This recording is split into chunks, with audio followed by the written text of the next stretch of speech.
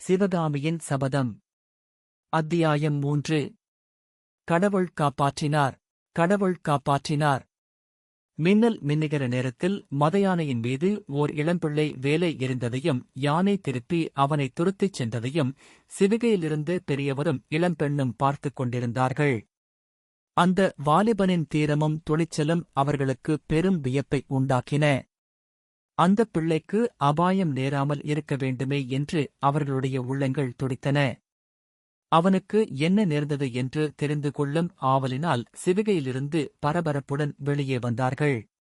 அந்தச் சமயம் அவ்விசாலமான வீதி ஜனசூன்யமாக காணப்பட்டது. ஓர் காக்கை அங்கே கிடையாது. பல்லக்கிலிருந்து இறங்கிய மனிதர் அந்த இளம்பெண்ணின் முதுகில் கையை வைத்து அணைத்துக் கொண்டு அன்பு கனிந்த குரலில், பயமாயிருக்கிறதா சிவகாமி என்று கேட்டார். இல்லவே இல்லை அப்பா, பயமில்லை என்றாள் சிவகாமி. பிறகு அவள், நல்ல சமயத்தில் அந்த வாலிபன் மட்டும் வந்து யானையை திருப்பியிராவிட்டால் நம்முடைய கதி என்னவாகியிருக்கும் என்றாள். பல்லக்கு சுக்கு நூறாகியிருக்கும் என்றார் தந்தை. ஐயோ என்றாள் அந்த இளம்பெண். அதற்காகத்தான் சிவிகையை கீழே வைத்துவிட்டு சிவிகை தூக்கிகளை ஓட்டமெடுக்கச் சொன்னேன்.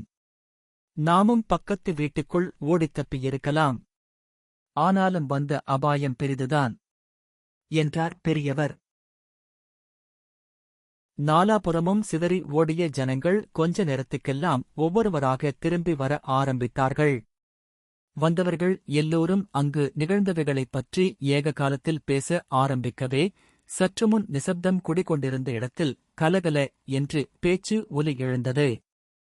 ஆகா, ஆயனரும் அவர் மகளும் அல்லவா? நல்ல வேளையாகப் போயிற்று.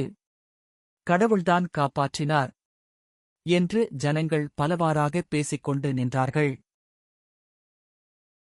கடவுள் காப்பாற்றினார் என்றாலும் அவர் அந்த வீர வாலிபனுடைய உருவத்தில் வந்தல்லவா காப்பாற்றினார். அந்தப் பிள்ளை யாராயிருக்கும்? அவனுடைய கதி என்னவாயிற்று? இதைப்பற்றித்தான் ஆயனரும் அவருடைய மகளும் எண்ணமிட்டுக் கொண்டிருந்தார்கள். ஆனால் அந்த இளம்பிள்ளையைப் பற்றி அவர்களுக்கு தகவல் தெரிவிக்கக்கூடியவர்கள் யாருமில்லை. ஆயனர் யானை கடைசியாக நின்ற இடத்தின் அருகே சென்றார். அங்கே யானையின் காலில் மிதிப்பட்டு முறிந்து கிடந்த வேலை கையில் எடுத்துக்கொண்டார். இன்னும் சற்று தூரத்தில் அவிழ்ந்து கிடந்த மூட்டையை அவர் கட்டி எடுத்துக்கொண்டு திரும்பி சிவிகையண்டை வந்தார். சிவகாமி அந்த முறிந்த வேலை வாங்கி வியப்புடன் நோக்கினாள். ஆயனர், சிவகாமி, இங்கே வீணாக நின்று கொண்டிருப்பதில் பயனில்லை. நாம் போகலாம். எல்லா விவரங்களும் தாமே நாளைக்கு தெரிந்துவிடுகிறது என்றார். தந்தையும் மகளும் சிவிகைக்குள் ஏற உத்தேசித்த சமயத்தில் சற்றுத் தூரத்தில் குதிரைகள் அதிவேகமாக வரும் சத்தம் கேட்டு தயங்கி நின்றார்கள். நிலா வெளிச்சத்தில் முன்னால் 2 வெண்புறவிகள் பாய்ந்து வருவதும் பின்னால் 5-6 குதிரைகள் தொடர்ந்து வருவதும் தெரிந்தன. முன்னால் வந்த குதிரைகளில் 2 கம்பீர புருஷர்கள் ஏறி வந்தார்கள். அவர்களைத் தொடர்ந்து குதிரைகளின் மீது வேல் பிடித்த வீரர்கள் காணப்பட்டனர். குதிரைகள் சிவிகைக்குப் பக்கத்தில் வந்து நின்றதுமே ஜனங்கள் பயபக்தியுடன் சிறிது விலகிக் கொண்டார்கள். மகேந்திர மகா பல்லவர் வாழ்க! திரிபுவன சக்கரவர்த்தி வாழ்க!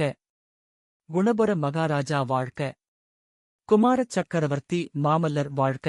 என்ற கோஷங்கள் நாற்புறமும் எழுந்தன.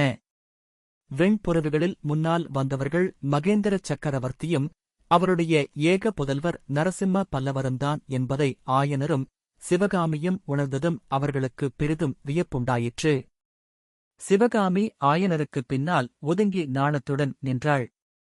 அவளுடைய விசாலமான கரிய கண்கள் மகேந்திர சக்கரவர்த்திக்குப் பின்னால் குதிரை மீது வீற்றிருந்த குமார சக்கரவர்த்தியை நோக்கின. மகேந்திர சக்கரவர்த்தி, ஆயனரே, இது என்ன?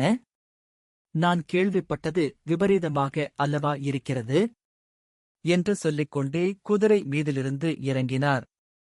ஏகாம்பரர் அருளால் அபாயம் ஒன்றும் நேரவில்லை பிரபு என்றார் ஆயனர். சிவகாமி ரொம்பவும் பயந்து போய்விட்டாளா? என்று சக்கரவர்த்தி கேட்டார்.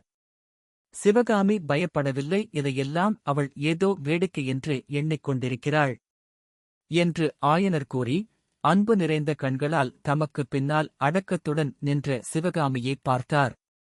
அப்போது சக்கரவர்த்தியும் அவளை பரிவுடன் நோக்கி, சிவகாமி, ஏன் தலை குனிந்து கொண்டிருக்கிறாய்? அரங்கேற்றத்தின் போது நடுவில் போய்விட்டேனே என்று என் பேரில் மனஸ்தாபமா? என்றார். சிவகாமியின் முகத்தில் நாணத்துடன் கூடிய புன்னகை மலர்ந்தது. அவள் மெளனமாயிருந்தாள். அப்போது ஆயனர், பல்லவேந்தரா, சிவகாமிக்கு அவ்வளவு தெரியாதா? ஏதோ மிகவும் முக்கியமான காரியமாதலால்தான் தாங்கள் நடுவில் எழுந்து போயிருக்க வேண்டும் என்றார். ஆமாம் ஆயனரே, ரொம்பவும் முக்கியமான காரியந்தான். எல்லாம் பிறகு விவரமாகச் சொல்கிறேன். மந்திராலோசனை முடிந்து வெளியில் வந்ததும் உங்களைப் பற்றி விசாரித்தேன். நீங்கள் புறப்பட்டு விட்டதாகத் தெரிந்தது. ஏன் இவ்வளவு அவசரமாக கிளம்பினீர்கள் என்று சக்கரவர்த்தி கேட்டார். இராத்திரி வீடு போய் சேர்ந்தால்தானே காலையில் என் வேலையைத் தொடங்கலாம். ஒரு நாள் என்றால் ஒரு நாள் வீணாகப் போக வேண்டாமென்றுதான் இன்றே புறப்பட்டேன் பிரபு. ஆமாம், உமது தெய்வீகச் சிற்பக் கலையை விட்டுவிட்டு உம்மால் ஒரு நாள் கூட இருக்க முடியாதுதான். இப்போதும் இராத்திரியே போவதாகத்தான் உத்தேசமா? ஆமாம் பல்லவேந்தரா. பட்டப்பகலைப் போல் நிலா எரிகிறது. இரவு போய்விடுவதே சௌகரியம். இந்த வெண்ணிலாவைப் பார்த்தால் எனக்கும் கூட உம்மோடு வரவேண்டுமென்று தோன்றுகிறது. ஆனால் அது முடியாத காரியம். நாளை அல்லது மறுநாள் வருகிறேன் என்று கூறி சக்கரவர்த்தி திரும்பிப் பார்த்தார். அப்போது சக்கரவர்த்திக்குப் பின்னால் இன்னொரு வெண்புறவியின் மேலிருந்த நரசிம்மவர்மர் வெகு லாகவத்துடன் குதிரை மேலிருந்து கீழே குதித்துச் சக்கரவர்த்தியின் பக்கத்தில் வந்து, அப்பா, யானையின் மீது வேல் எறிந்த வாலிபனைப் பற்றி விசாரிக்கவில்லையே என்று கூறிவிட்டு ஆயனரைப் பார்த்து, அந்த வாலிபன் யார்? அவன் எங்கே சென்றான்?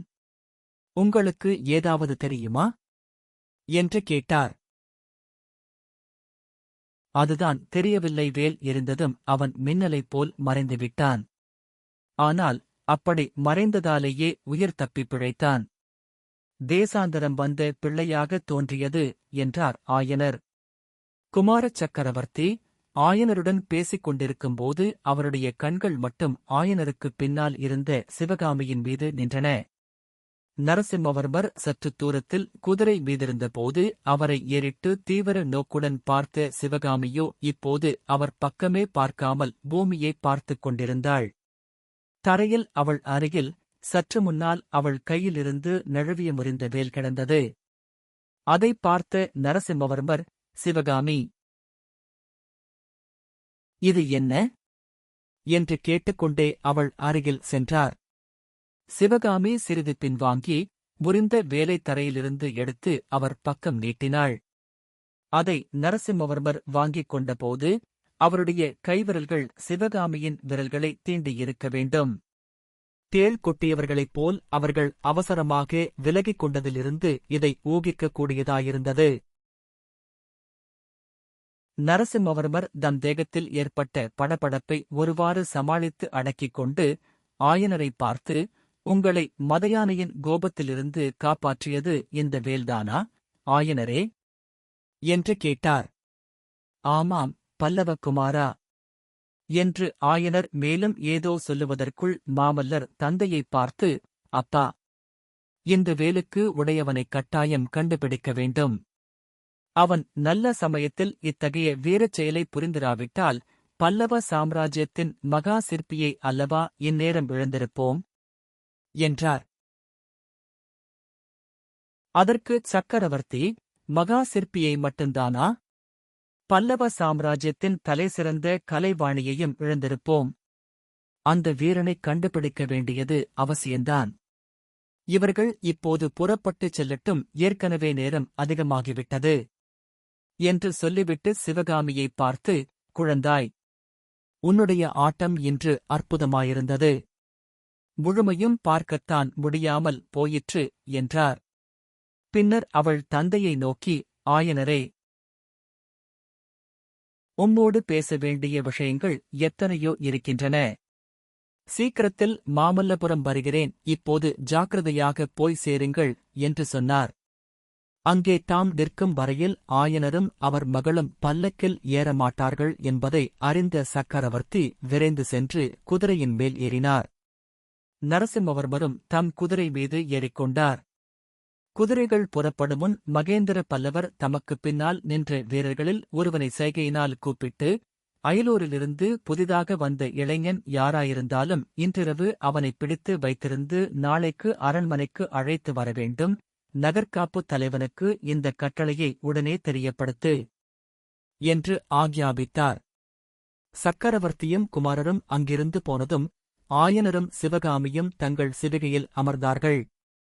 காவலர் புடைசூழ சிவிகை காஞ்சித் கோட்டையின் கீழ் வாசலை நோக்கிச் சென்றது. துர்சகுனம்